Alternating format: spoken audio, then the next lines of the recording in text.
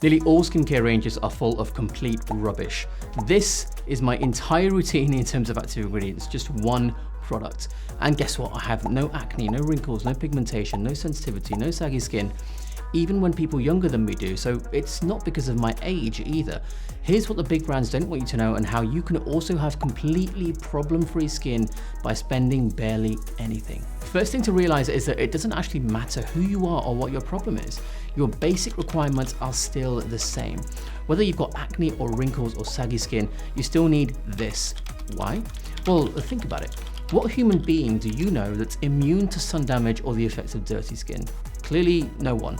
And when it comes to micronutrients, vitamin A is indisputably the most important ingredient when it comes to skin health. However, if you watch this video that I'll link in the corner, you'll realize that forms of vitamin A like retinol are actually really weak and not worth the money. You might think that they're great because of the amount of advertising there is for it, but listen very carefully. If you are seeing an advert for it, and you can just buy it over the counter or from a website, then it has to be weak. I don't care what you've seen, it has to be weak. If it was super strong, then you need a prescription and you're not allowed to advertise prescription-only medicines. That's why the advertised stuff on posters is always going to be weaker than what your doctor can give you. That same video that I linked will show you some retinoids that are worth the money, but generally speaking, retinoid is the one to get for most people and it blows retinol out of the water. Now, why do we need a retinoid in skincare if we want perfect skin? Because as essential as vitamin A is to skin, when we eat it in our diet, the skin actually gets a very small portion. Other organs like, say, the eye are fed first. So to combat that, we can skip the digestive system completely and put the vitamin A directly into the skin itself. Every bit of growth the skin undergoes is heavily dependent on good amounts of vitamin A and its effect on the RAR gamma receptor. It just makes everything about your skin better without wishing to get too technical. If tretinoin is on your skin during the day though, make sure you remember sun cream because it can increase the sun sensitivity when it's on. We can also augment the system when there's something individual to customize for.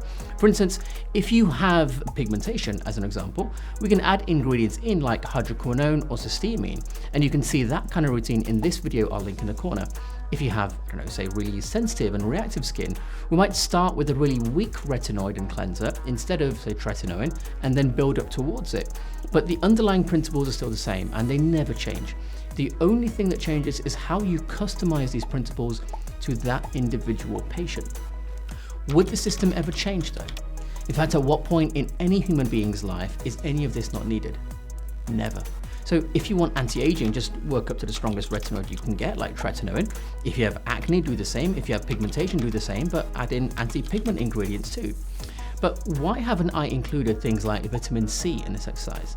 It's not that we don't need vitamin C or vitamin E or anything else you can think of, it's that we can get decent amounts of it into the skin using the blood supply, and the high amount of vitamin A that we rub in at the same time means we still get good results. If you do have it in your routine though, that's great, it'll help. But if you don't, you can still get the best skin of your life with the basics. This video is about keeping costs down with results up. If you're not going to include it in your routine though, then at least make sure your diet is rounded or you're taking good multivitamins like these. I take this particular one every single day and I have no conflict of interest in recommending them. Why haven't I included moisturizers though? Because they're all a load of nonsense, frankly.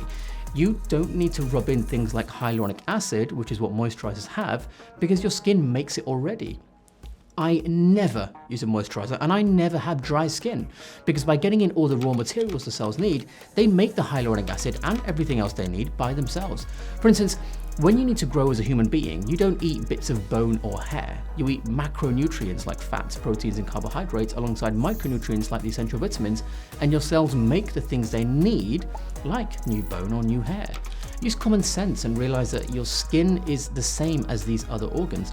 For the full explanation that will save you so much money and give you much better hydration than a moisturizer, check out my video on the topic here in the corner and say no to all the rubbish that the big brands try to feed you to take more of your money. I know this routine looks too good to be true for a lot of you, but that's because you may have been brainwashed into thinking you have to spend loads of money on loads of products, and the truth is actually very far from it.